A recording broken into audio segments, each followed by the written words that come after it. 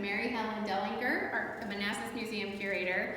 Today, Mary Helen is going to talk to us about a couple of spooky things from our collection, a couple of really fascinating things from our collection, and one kind of weird thing from our collection, right? Yeah, one really weird thing. So we're excited for you all to come along with us. Hopefully this will fill your need where our stories of, or where our spotlights on history left off will sort of fill in your need for Mary Helen's spotlights on history.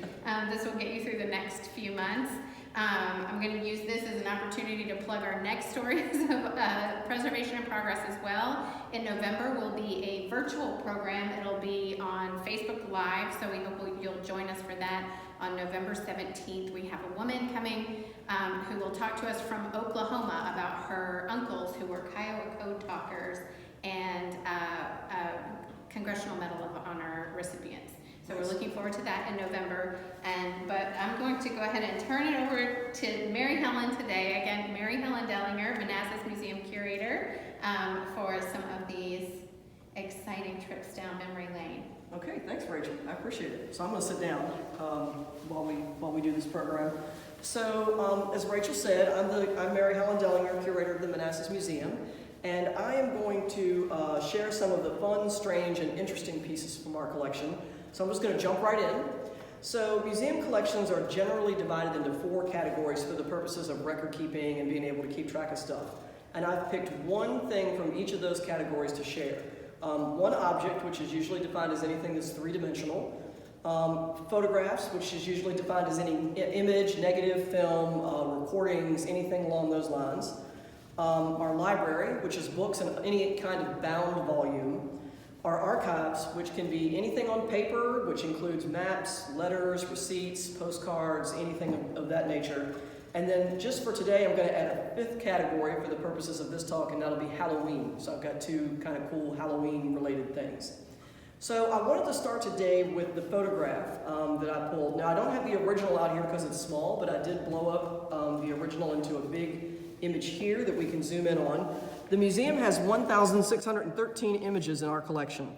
About half of these are reproductions from other institutions like the Library of Congress that we keep on hand for exhibits and research, but this one is actually an image that's in our collection. So let's take a look at this one. This image is one of my favorites in the collection, and it's identified as Maury's Sawmill, taken in 1895. Now there is a lot going on here. And you can really see the detail in this enlarged image. So I wanted to kind of walk us through the details, starting with bigger picture items and then working our way down to the smaller ones. So the first thing that generally jumps out at people is what? What do you think that would be? You know, we've got a lot going on. I'm going to ask Victoria, who's here with us. Victoria, what's the first thing that jumps out at you here? The animals, I think. The animals, right. So there are 8 head of cattle in this image, and they're pulling a very small steam engine, which is hard to see in the original image, but you can see it's on this wagon type thing right here, and there's a steam engine there. So it must be super heavy to need that many animals. I don't know why they're pulling the steam engine, but they are. All of the men have stopped, and they've posed for the photographer. So there's a lot of that going on here. So you think cattle on the streets of Manassas, a very common sight at the turn of the 19th century into the 20th. There are 7 men in this photograph. We have not identified any of them. But look at how they're dressed. You can kind of see this gentleman right here. They all have on hats. They're dressed like day laborers. They've got, you know, like rough pants on, the boot, the work boot type thing, collared shirts, long sleeves. So it gives this picture a kind of Wild West feel, in my opinion. So you can see that they've all stopped and they've posed for the photographer, which is really neat. So the man in the back right here appears to be sitting on a horse, one of 4 that is pulling a wagon, and here's the wagon over here. You can see the wheel of the wagon sticking up, and here they are. And so being able to run a 4-horse team is not very easy. You really got to know what you're doing. So this man must have some experience with that. It's hard to tell what's in the wagon, but this looks like a very large box, so perhaps he picked that up at the nearby railroad depot after it was delivered by one of the many freight trains that stopped in Manassas on a daily basis. So now let's look at the buildings that are in the background here. Previously, I stated that this image is identified as Maury's Sawmill. So that image tells us something about the type of businesses that were located at the time this image was taken. So Manassas at the end of the 19th century was still recovering from the effects of the Civil War. People were settling here, they were building homes and schools and businesses. So the area was still very rural, mostly farms, but everyone needed lumber. So a sawmill was likely a very busy place. So the building itself on this side is very modest, wooden with what appears to be a wooden roof. Very few windows, we can see one right there. No architectural details of note. So clearly a simple structure that's meant to be utilitarian in nature. Now note this structure to the right of the building. It appears to be open air. So that's this structure right here. That might be where they kept the felled trees that would be turned into lumber. So I'm not really sure what, but you can see that this is right next door to where the sawmill is. So I'm guessing it might have been a stable where people would have kept horses. A large stovepipe appears on the roof of the main building, indicating, of course, there was a stove in there, probably used for heat in the wintertime, and to maybe keep a pot of coffee on or to warm up food on the top. So this is sticking out right there. The large circular structure in the background could be a water tower. And note the ladder here. This provides access from the top to the street. So that's a nice little detail right there. So if you look at the street itself in the foreground, what do you notice about that? It's not paved. It's hard-packed dirt. So you can see this right here. No paving. So you can imagine what that must have been like after a storm or any type of bad weather event. Now there's also a drainage system here in the bottom that's running underneath the street in the lower part of the image. That allowed water to pass underneath the street and anything else that might needed to be drained away. The pathway in the bottom of the image here likely led to another image that's just out of frame. So my guess is probably another local business that would have been right down there near the Maury sawmill. So finally, the last thing that I want to indicate about this photo is the most interesting to me, but it's something that you can't figure out just by looking at this picture. And this is, where was this building located in Manassas? So you don't know that just by looking at this, because everything in this image is gone now or looks different. So you have to back into that information by looking at other records such as receipts, insurance documents, and maps. And we know that Maury Sawmill was located on the southwest corner of West and Center Streets, right where the Harris Pavilion stands today. So if you went back to 1895, this is where the Harris Pavilion was. So a really cool photograph in our collection that I'm happy to share with you guys today. So that's our photograph for the day. So I'd like to move on now to the piece that I brought out from our library, and that's this book right here. It's part of our library collection. The museum has 1,571 bound volumes in its collection. Most of these are research books and not formally accessioned, but still that's the number that we care for on a regular basis. But this book is accessioned, and I've chosen it to share with you today, and it's The Code of Virginia, 1860. Now, some of you may remember this book from the Spotlight talk that I did earlier this year on October 14th, but we'll take a closer look at this than we did that day. So this is an unofficial code book. So some people have asked me, what does that mean, unofficial? So when Virginia left the Union in April of 1861, the Code of Virginia, which is basically the laws that govern the Commonwealth, had just been revised. However, the General Assembly had not gotten a chance to vote on it yet. So the 1860 Code was never formally adopted. So we still operated under the other code that was in effect prior to that. So it's not counted among the 6 official versions of the code that Virginia has had since 1819. Now, old books are really fascinating to me, and it's because they were generally made by hand or machines that were operated by hand. Today, of course, everything is digital. So when you really look at old books, these are just fantastic things. So let's start. I'm just going to randomly open it up to the inside with the paper. Now, it's hard to tell this unless you're here, but this paper is rag paper, which has a lower acid content than paper you see today. So think about newspapers, and when you see how those turn yellow and brittle almost right away, any exposure to the sun damages them. That's a high acid content, very cheap way of making paper. But this paper doesn't have that. So this indicates a more expensive book. Printing on vellum, which is sheepskin, is the only thing that is the most expensive way to print at the time. And that's usually reserved for like one-off documents, very important things. So this is not that. So this is rag paper. So this does show some signs of foxing, which is staining. Throughout the book, you can see the little stains here and there on the pages. Foxing is when the acid bleeds out of the paper and starts to stain the book. That is generally the cause. Sometimes mold will do the same thing, but that will have a smell to it, and this does not have that, which obviously you can't tell from online. So the foxing is typical, and you can see the browning along the edges. That's just typical of age, because its paper is going to age. So the text that you see here was hand set, and then the entire thing was most likely printed on a steam-powered press, which of course had to be operated by hand, no electricity, obviously, so you're having to pay attention to what you were doing. Once all the pages were printed, they were stitched together by hand. Could have been a machine, but generally they did the stitching by hand into little groups. And then the entire thing was sent off to a bookbinder. So a bookbinder would have gotten this just with the stitched pages. And I don't know, Rachel, if you can zoom in there, you can see the stitching right here where part of the spine is missing.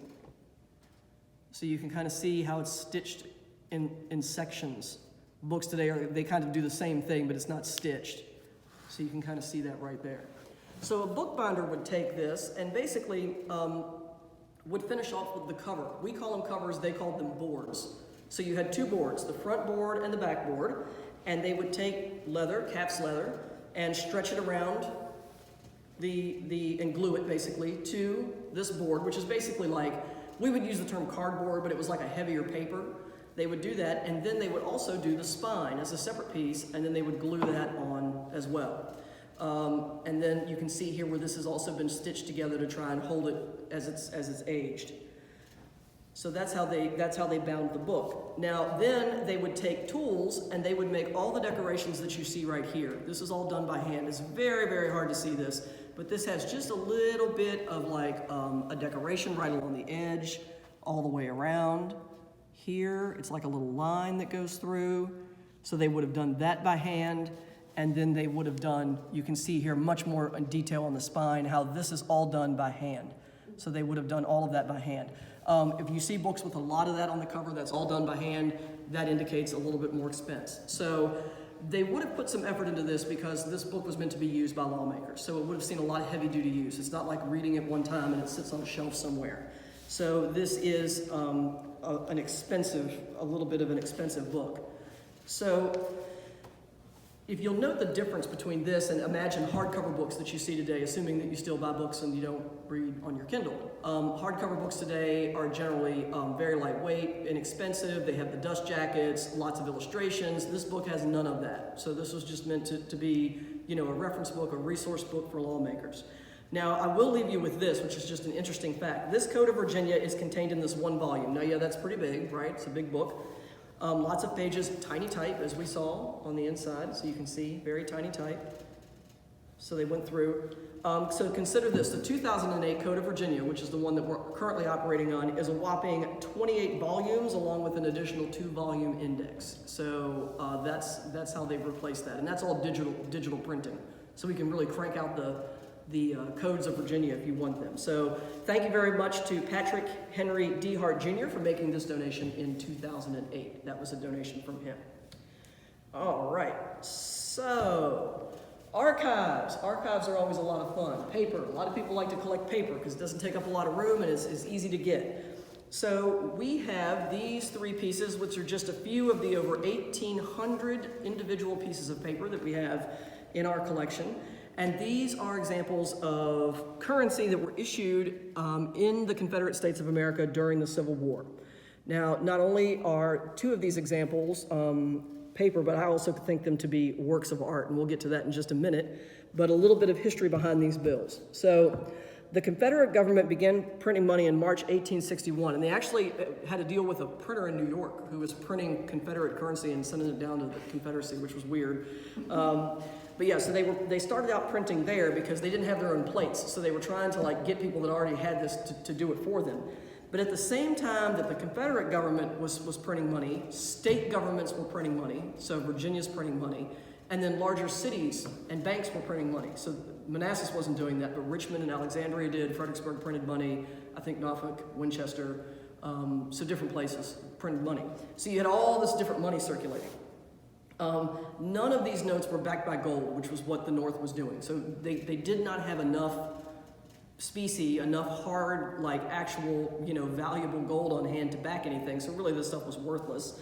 So as a result of that, and as a result of no regulation, hundreds of different notes were in circulation at any given time in the American South, including an untold number of forgeries, many of which were produced by the United States government in an attempt to sink the Southern economy.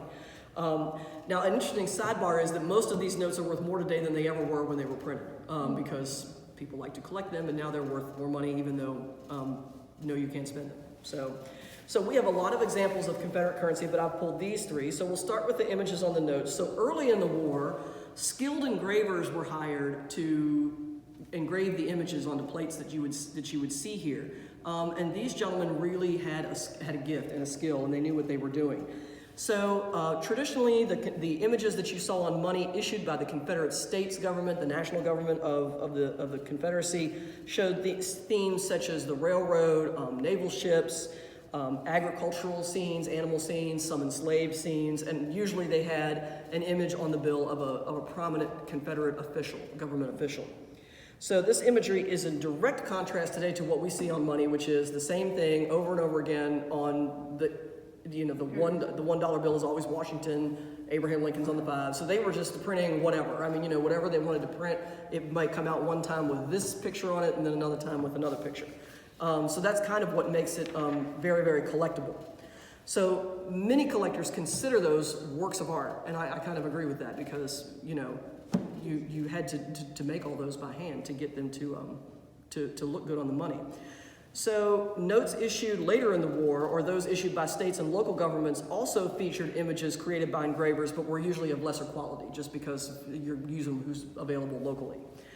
So some of the minor details that are often overlooked on this money when people have it is that all Confederate currency was hand-signed and numbered by the Treasury clerks in Richmond, especially those of the Richmond notes.